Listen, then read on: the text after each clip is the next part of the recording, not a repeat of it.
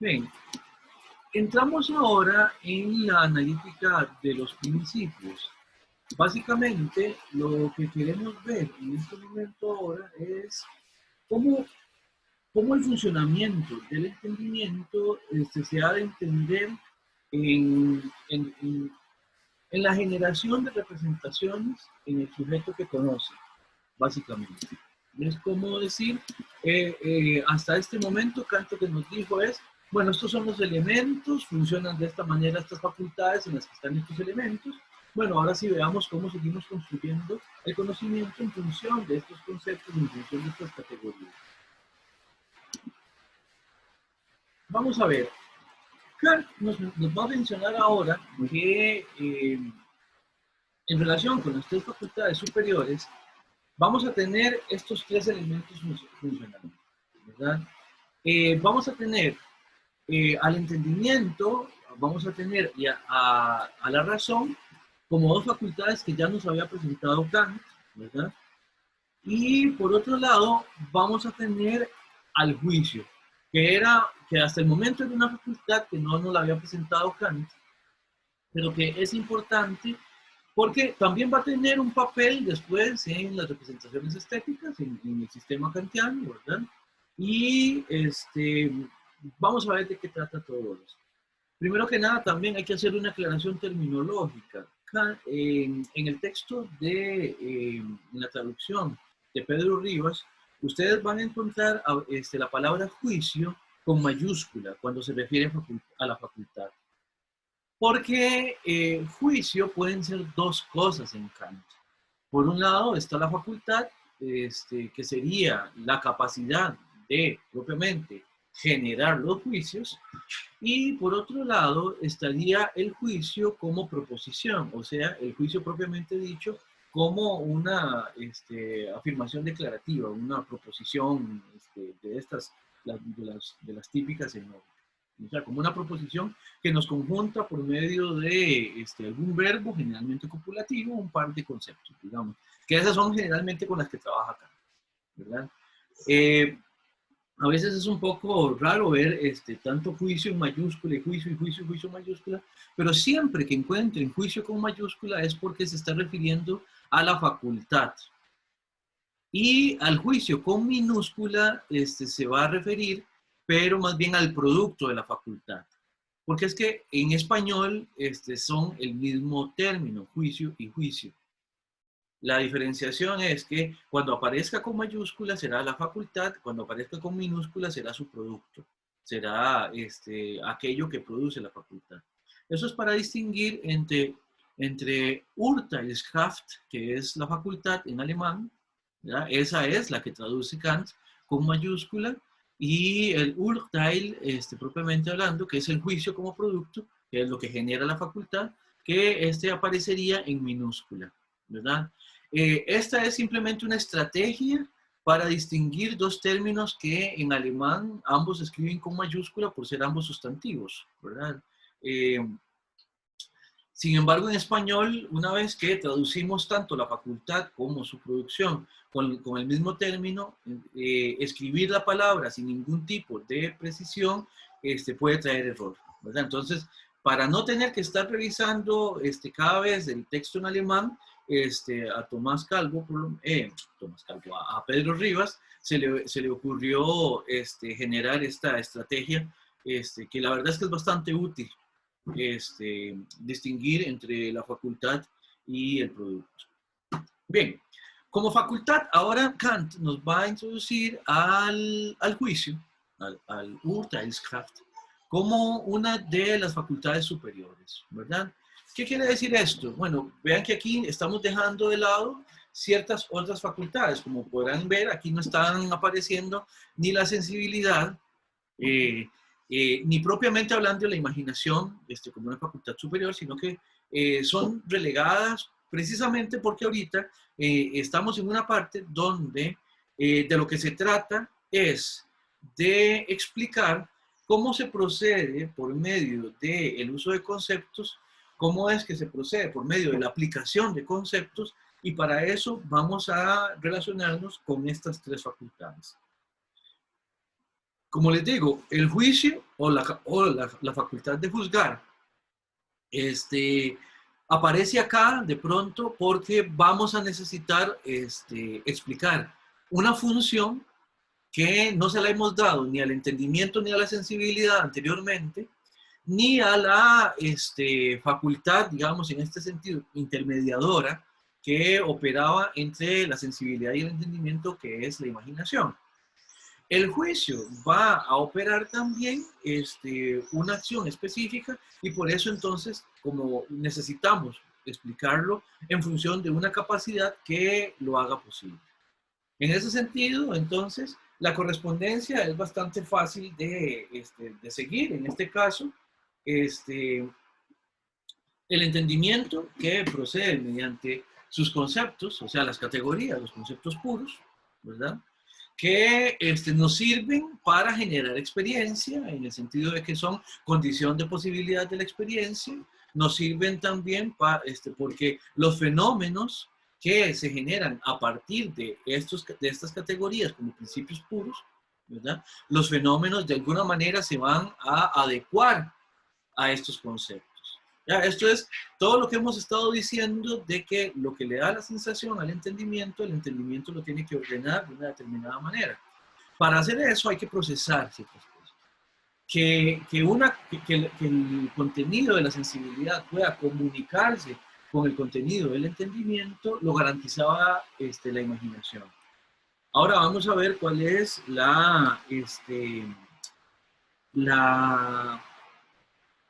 el papel, la necesidad que vamos a tener de poner a una facultad adicional a jugar otro papel.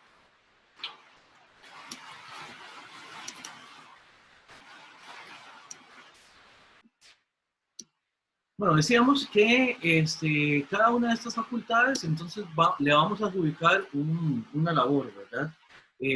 O le vamos, sí, la vamos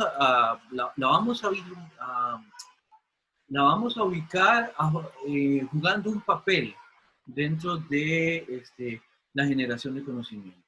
Por eso, cada una de estas facultades estará enlazada con, respectivamente, o bien un principio, o bien un contenido, o bien algo, una labor, digamos, no importa. O sea, aquí lo que hay que entender es más o menos qué hacen las facultades y cómo potencian el conocimiento. Por eso, entonces, el entendimiento lo vamos a relacionar con los conceptos, el juicio con los juicios, ¿verdad? El juicio como facultad, la facultad de juzgar, con estas proposiciones que llamamos juicios, ¿verdad? Y la razón, que aquí Kant la introduce, es una facultad con la que todavía no nos hemos metido directamente, pero Kant lo que va a decir es que la razón se va a encargar de ciertas inferencias. Vean aquí todo el andamiaje lógico que está utilizando Kant, ¿verdad? De hecho, si ustedes recuerdan, de alguna manera, la teoría tradicional que va del concepto al razonamiento va de conceptos que se conjugan entre sí en juicios a juicios que se conjuntan entre sí en razonamientos. Entonces, de alguna manera, Kant está ahorita echando mano a esa teoría general del razonamiento. Un razonamiento como un encadenamiento de juicios que a su vez son conjunciones de conceptos relacionadas de alguna determinada manera. Ahora, esto en el sentido del conocimiento que nos está presentando Kant, tiene que ver con lo que él va a llamar la lógica general, ¿verdad? Aquí lo que vamos a ver es cómo, recuerden que la lógica en última instancia tiene que ver con las reglas de cómo pensamos, ¿verdad? Y la lógica además la podemos pensar no solo en general, sino que también podemos pensarla en relación con lo trascendental, que sigue siendo consistente con aquella definición de trascendental como algo ocupado con nuestra forma de conocer. Entonces, en este sentido, cuando estamos aplicando toda esta teoría que va desde los conceptos hasta los razonamientos, lo que estamos diciendo es básicamente cómo es que es posible que nosotros conozcamos a partir del encadenamiento de estos elementos gracias a estas tres facultades, ¿verdad? En este sentido,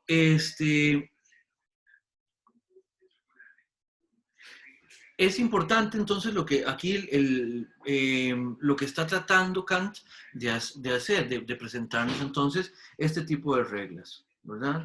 Ahora, vamos a ver, el uso trascendental de la lógica para Kant tiene validez objetiva. ¿Qué quiere decir esto?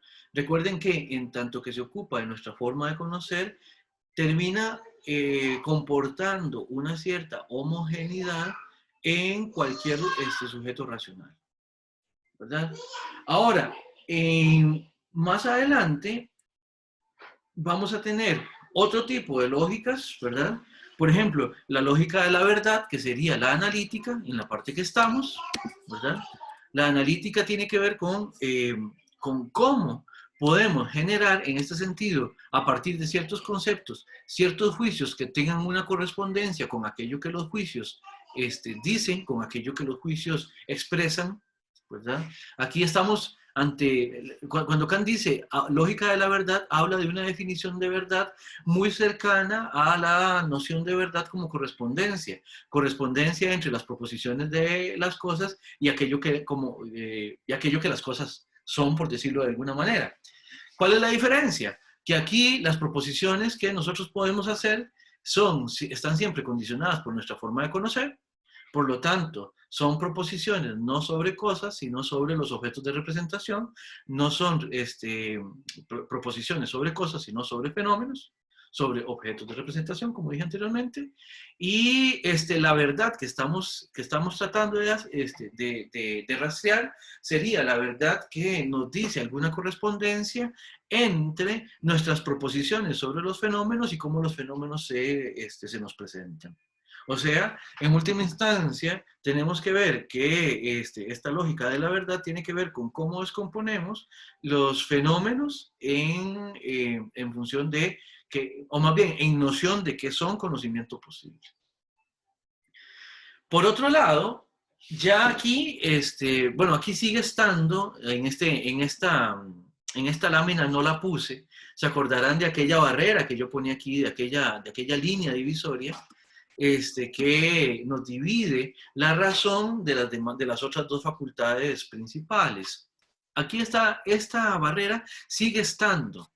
¿Por qué? Porque después vamos a ver que la razón como la facultad de las inferencias se va a relacionar también con lo que vamos a llamar la lógica de la ilusión. Ya no la lógica de la verdad, sino la lógica de la ilusión.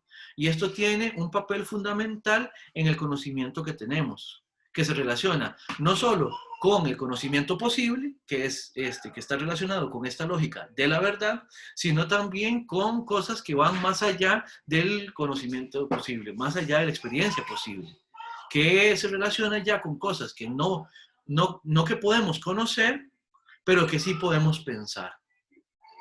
¿Se acuerdan que desde el inicio hemos estado viendo cómo Kant nos dice que la razón humana se enfrenta al hecho de que siempre tiende hacia ciertos contenidos que están más allá de sus posibilidades, pero que le resultan insoportablemente recurrentes? Bueno, eso es lo que estamos tratando de decir ahora. Para esos objetos que resultan recurrentes, pero que están más allá de la experiencia posible, vamos a lidiar con otro tipo de lógica. No la lógica de la verdad, no la lógica que tiene que ver con cómo generamos representaciones fenoménicas, sino con la lógica de la ilusión. La lógica de lo que está más allá de la experiencia posible, a lo cual tenemos acceso gracias a que en Kant pensar y conocer, o pensar y tener experiencia, en este caso, que es lo análogo que queremos hacer, pensar y conocer no son lo mismo.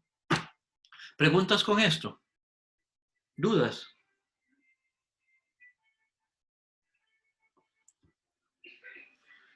Bien, entonces, en este sentido, decimos que el entendimiento y el juicio, dice Kant, son básicamente analíticos, ¿verdad?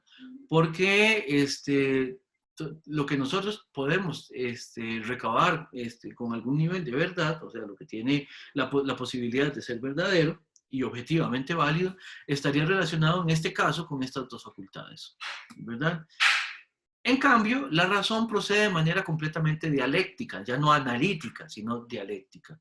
Y en este caso, así como hemos dicho que trascendental tiene que ver con los contenidos de conocimiento, pues vamos a tratar de aprender en este momento que todo lo que tenga que ver con dialéctico en esta parte del texto y a partir de esta parte del texto, para Kant, la parte dialéctica de nuestra forma de conocer tiene que ver con una cierta ilusión que, como habrán notado, estoy conteniéndome por no definir qué entiende Kant por ilusión, para no matar la sorpresa, por decirlo de alguna manera.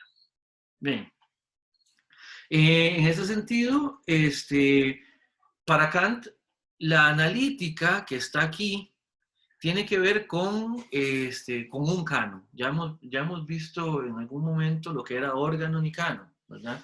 Órgano tenía que ver con ciertas formas de funcionar de ciertos elementos de conocimiento y el canon es de alguna manera ese ordenamiento sistemático, esa manera sistemática que tenemos de pensar en Kant, esos órganos, de manera que de alguna manera el canon les da un cierre explicativo a su funcionamiento, ¿verdad? Y en ese sentido, la analítica de los principios que estamos viendo acá es, en cierto sentido, el canon mediante el cual el entendimiento va a estar operando. Después, con los juicios dialécticos, que tiene que ver con las inferencias de la razón, pues ya veremos cómo nos va, cuál es la relación con este canon. Pregunto de nuevo, ¿hay alguna consulta? Si no, entonces... ¿Podría, sí, adelante. ¿Podría referirse un poco más a la dialéctica de Kant? Vamos a ver, sí. En todo caso, todavía nos falta por entrar a la tercera facultad, que es precisamente la facultad de las inferencias dialécticas, que es la razón. Pero en este caso, Kant lo que está haciendo es distinguiendo entre analítica y dialéctica como la analítica como esta parte que da cuenta de cómo utilizamos los principios que están en el entendimiento, que se relacionan también con el juicio, que nos ayudan a, por así decirlo, a poner en ejecución las categorías del entendimiento como condiciones de posibilidad en las representaciones fenoménicas. Eso es analítico. ¿Por qué? Porque de eso podemos dar cuenta y podemos fehacientemente corroborar su verdad. ¿Por qué? Porque habría que simplemente contrastar fenómeno contra los conceptos que tenemos, digamos. Y eso es lo que, más o menos es lo que vamos a hacer ahora, ¿verdad? Ver cómo calza de alguna manera nuestra manera de conocer por medio de categorías con los fenómenos que efectivamente se llevan a cabo con estas categorías. Por otro lado, la parte dialéctica de la crítica de la razón pura se refiere a todo este tipo de contenidos, de explicaciones o de proposiciones que van más allá de la experiencia posible, que sobrepasan la experiencia posible. Y a eso es a lo que nos podemos referir en este momento como la lógica de la ilusión. O sea, en algún momento Kant nos dice que por medio del pensamiento nosotros podemos ir más allá de lo fenoménico. O sea, si nos quedamos con la experiencia posible, lo que tenemos es, voy a hacer una analogía con el concepto de universo observado. Digamos que el universo observado es la colección de absolutamente todos los fenómenos posibles hasta donde nuestras observaciones nos lo han permitido. ¿Ya? O sea, todo lo que hemos generado experiencia, todo lo que hemos investigado y todo lo que hemos aprendido del universo, tal como lo hemos hecho, está dentro de eso que podemos llamar universo del observado, ¿verdad? Eso es fenoménico. Es fenoménico, es algo que se puede reconstruir, construir, reconstruir, se puede recabar y se puede de alguna manera evocar por medio de efectivamente contenidos que han sido construidos a partir de experiencias posibles, experiencias dadas, experiencias posibles, experiencias en general. Ahí estamos dentro del universo, dentro de lo que funciona en el universo del conocimiento como analítico, porque podemos establecer la relación entre las reglas que lo hacen posible y los resultados generados con eso. O sea, partimos de los conceptos y vemos cómo eso se corresponde en los fenómenos. Por otro lado, la razón sobrepasa la experiencia posible. Por medio de la razón podemos irnos más allá de la experiencia posible. Podemos pensar cosas que no podemos conocer en la experiencia. Vamos a ver, por ejemplo, nada más pongo el ejemplo, después veremos cómo lo construye Kant. Aun cuando... No, voy a cambiar el ejemplo. ¿Se acuerdan en la apercepción trascendental? ¿O se acuerdan de la apercepción trascendental? Deberíamos, porque lo vimos simplemente apenas la semana pasada. Pero el punto es este. Ese yo que acompaña todas las representaciones se construye a partir de, o mejor dicho, es un contenido del cual nosotros no podemos tener experiencia. El yo que acompaña mis representaciones, ese yo que en última instancia refiere al sujeto de conocimiento, a ese último fundamento del objeto de conocimiento, nosotros de ese yo no tenemos una experiencia posible. Se construye a partir de la sucesión completa de experiencias que ha tenido ese sujeto. Ese yo que acompaña todas las representaciones es de alguna manera toda esa historia de representaciones, ¿entiende? Ahora, la pregunta es, ese yo que acompaña todas las representaciones, ¿lo conocemos por medio de la experiencia o simplemente lo proponemos? Que la palabra que usa Kant también empieza con P, pero no es proponer, ahorita les digo cuál es. Lo proponemos a partir del hecho de que nosotros generamos esa y ojo la palabra que voy a utilizar, esa totalidad de representaciones que ha sido el sujeto a lo largo de toda su historia. ¿Qué me dicen ustedes? ¿Lo conocemos o lo proponemos?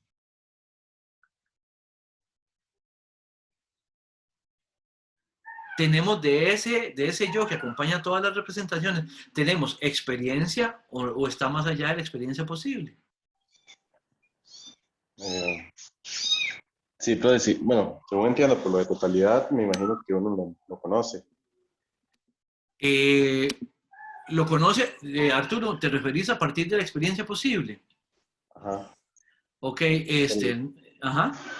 Por la totalidad, digo yo, no sé, por el hecho de que era una de las categorías. Sí, ahora el problema es que el problema es que no. El punto es este. Del yo que acompaña todas mis representaciones no tenemos una experiencia. Y le voy a decir por qué. Porque nosotros no tenemos una experiencia que en sí misma, en una sola experiencia, nos permita tener acceso a todo ese cúmulo, a toda esa historia de representaciones que hemos tenido desde el inicio. O sea, vamos a ver, nosotros propiamente hablando, experiencia solo estamos teniendo de este último momento en el que estamos ahorita. ¿Ya? En algún momento, en clases de metafísica, a mí me gusta decir que nosotros vamos algo así como montados en este momento. Por eso nosotros siempre vivimos en el presente. Ya, todo lo demás se nos va quedando atrás. O sea, todo de lo que hemos hablado en el curso desde que inició el semestre se nos ha ido quedando atrás. Sin embargo, de todo eso nosotros podemos sacar en limpio ese último cúmulo, ese último fundamento que está ahí a la base, que es esa continuidad de representaciones que es el yo. Pero el yo no es una experiencia. Es ese cúmulo que sirve de fundamento último a las experiencias que vamos recabando momento a momento. Por eso es que es dialéctico y no analítico, porque no podemos entender a partir de ese yo una correspondencia fenoménica entre lo que el concepto de apercepción nos dice, ¿verdad? Y lo que nosotros podemos representarnos de un yo. Nosotros no podemos representarnos la absoluta sucesión de todos los momentos en los que hemos vivido desde que empezamos a tener experiencia.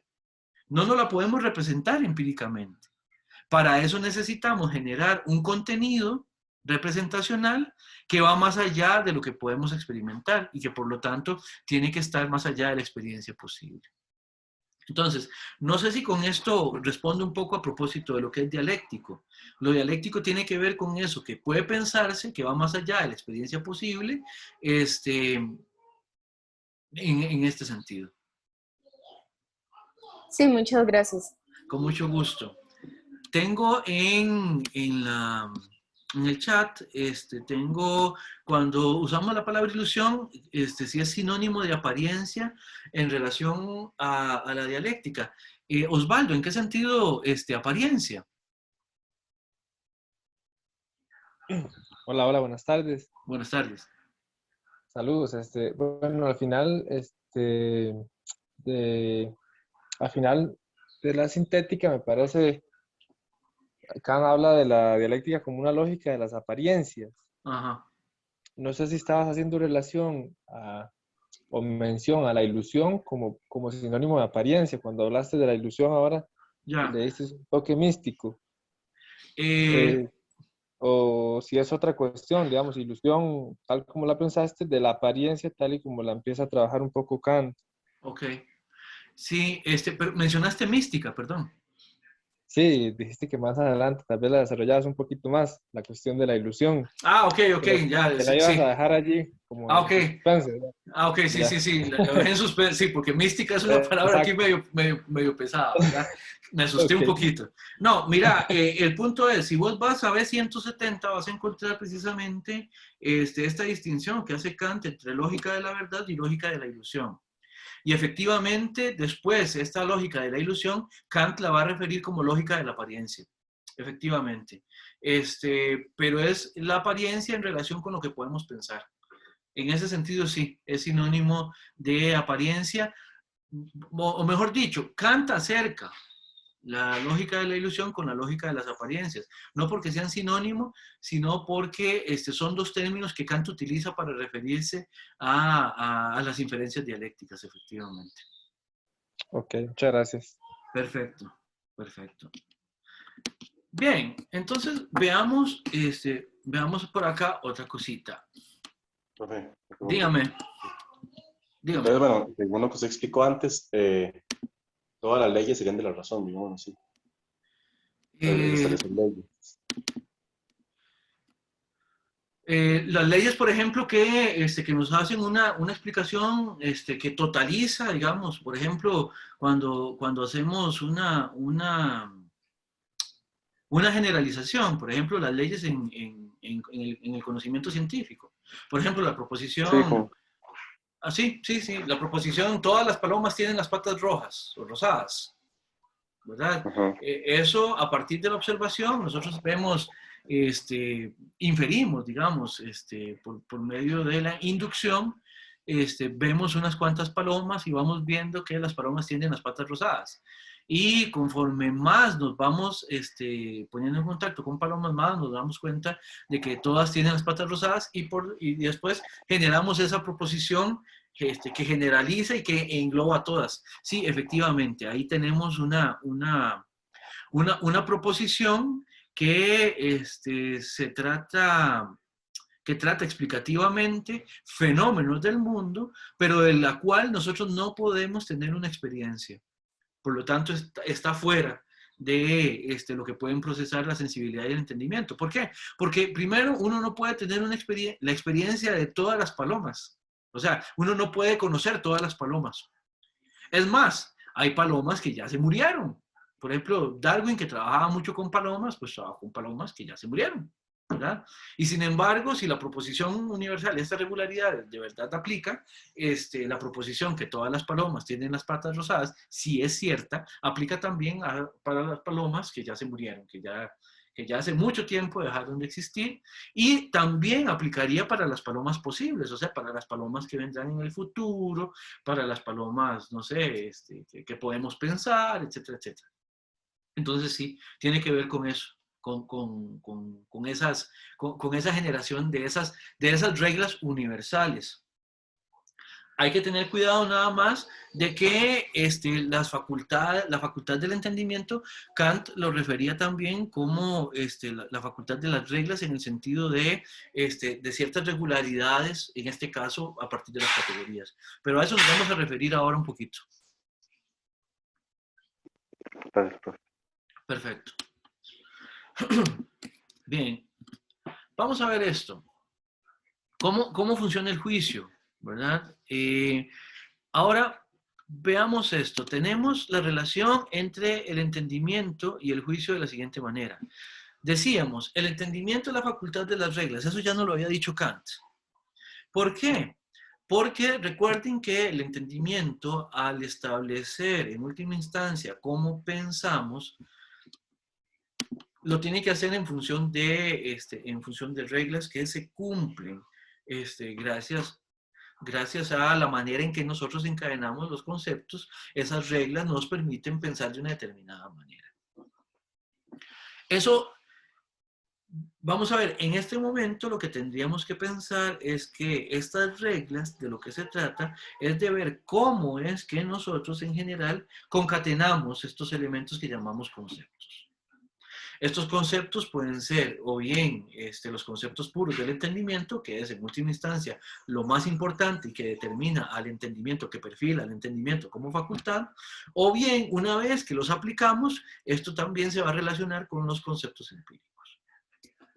Ahora, siendo el entendimiento la facultad de las reglas, el juicio va a ser una capacidad que vamos a tener para, ojo, subsumir cosas bajo estas reglas. ¿Qué quiere decir subsumir bajo reglas? Quiere decir que nosotros podemos ubicar algo, un fenómeno, una experiencia determinada, dentro de la forma de ocurrir que tiene. Eso lo hacemos mediante, a veces, digamos, desde el punto de vista empírico, lo podemos hacer a partir de la experiencia, no en el sentido que hemos venido trabajando en el curso, sino a partir de la experiencia como la recabación de instancias, recabación de datos.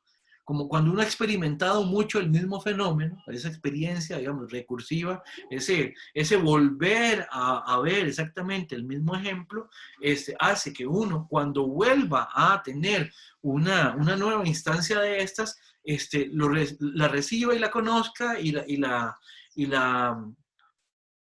¿cómo les digo? Y la resuelva, por decirlo de alguna manera, a partir del conocimiento que ha venido recabando en las instancias anteriores.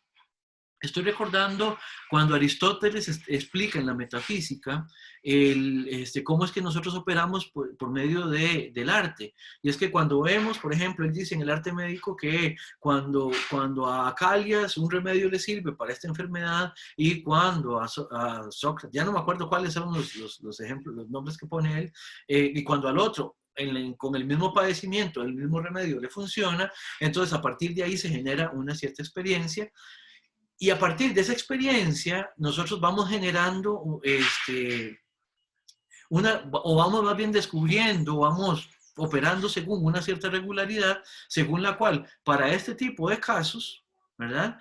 O en este tipo de casos relacionamos, los relacionamos con este tipo de conceptos, por así decirlo, ¿verdad? Entonces, subsumir bajo cierta regularidad es saber que tal tipo de evento, tal tipo de fenómeno va a calzar dentro de determinada forma de generarse la experiencia. No sé si me explico.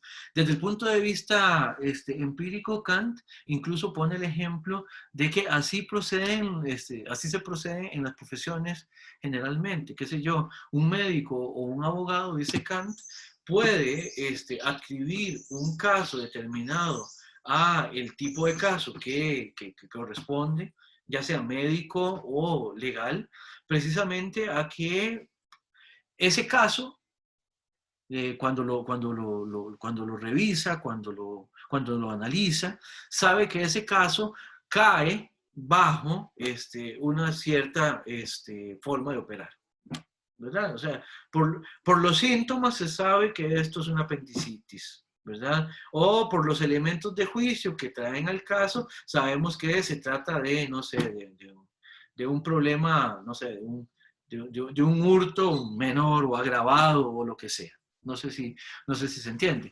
Ahora, desde el punto de vista del conocimiento, nosotros operamos de la misma manera. En la experiencia no es tan discursivo, digamos, pero después nosotros podemos empezar a entender esa regularidad en los fenómenos tal como ocurren. O sea, los fenómenos siempre van a estar subsumidos bajo cierta regularidad.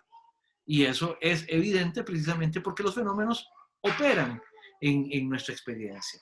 Si no los pudiéramos subsumir en determinadas reglas, no los podríamos poner a operar. O sea, no serían en ningún caso determinado fenómenos en última instancia. Ahora, eso de subsumir es lo mismo que, de alguna manera, adscribir el caso a la regla, ¿verdad? Saber cuál es la regla mediante la cual pensamos que nos permite manipular, que nos permite, sí, que nos permite tratar con ese fenómeno. ¿Se entiende esto? ¿Alguna pregunta? Ahora, vean que aquí ya estamos entonces hablando de lógica trascendental. O sea, la lógica tiene que ver entonces con las reglas mediante las cuales pensamos y esto lo vamos a ver desde cuáles son los fundamentos de esas reglas que nos permiten conocer, ¿verdad? En ese sentido, como lo ven, entonces, la labor de la lógica trascendental, leo esta cita, es corregir y asegurar al juicio en el uso del entendimiento puro mediante reglas determinadas. ¿Qué quiere decir esto? ¿Se acuerdan lo que hacía la imaginación con la sensibilidad? Que lo que hacía era que tomaba el dato de la sensibilidad y permitía que ese dato de la sensibilidad pudiera ser comunicado al entendimiento para que el entendimiento generara también su operación propia, que era la de organización.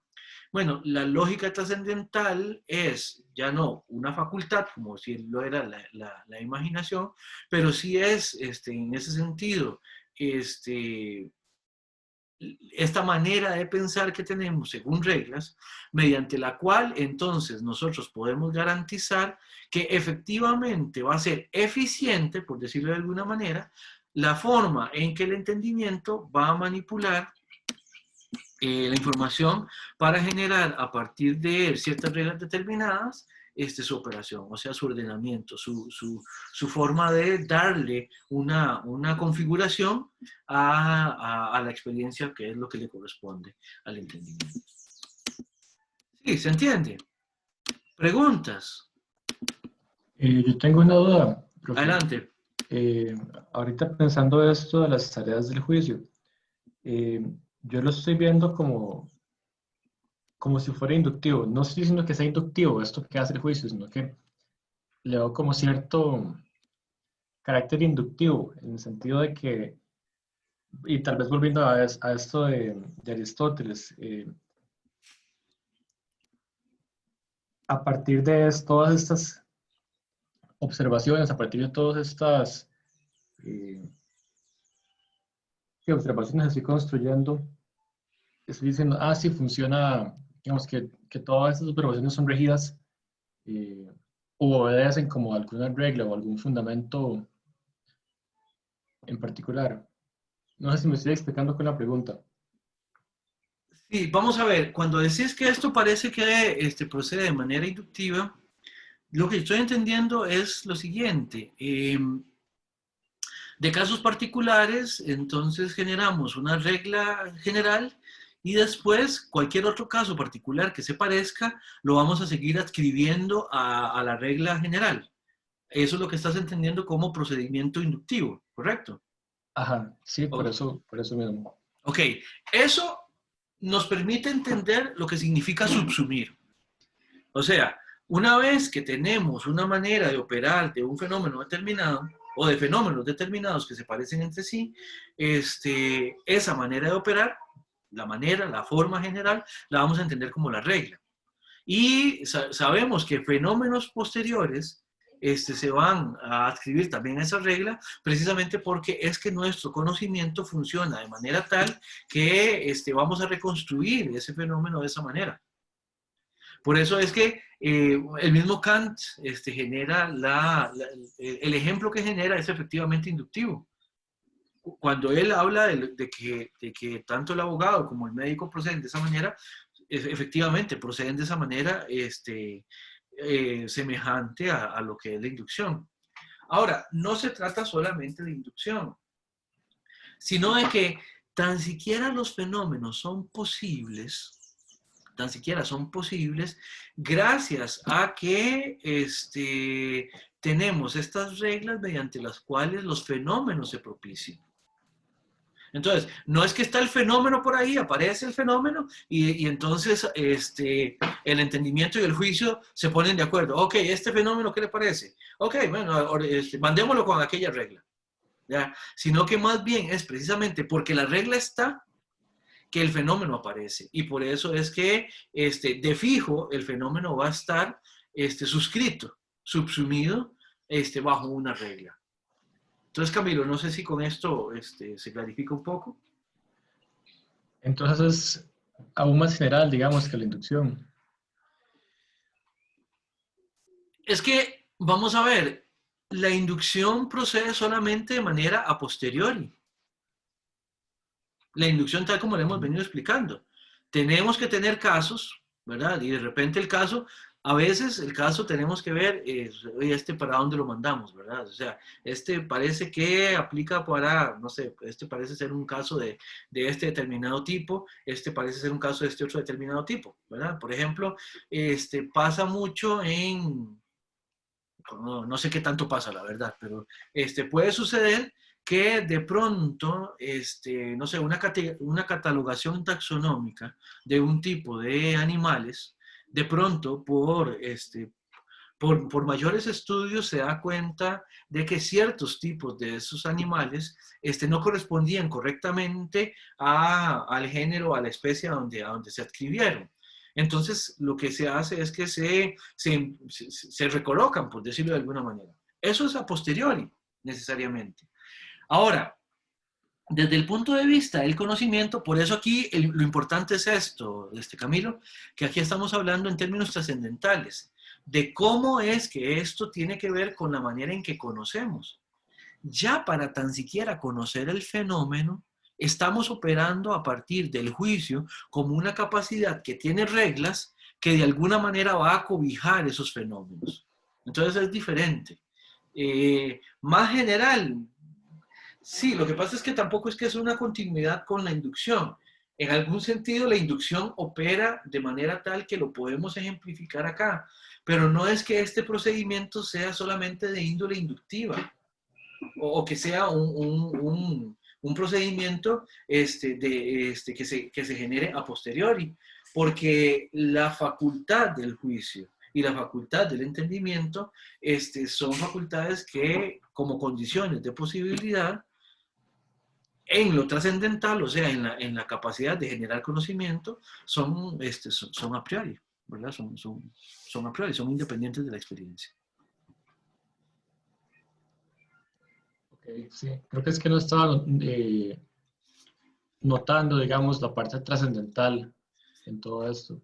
Y esa parte es importantísima. Ah, no, completamente, completamente.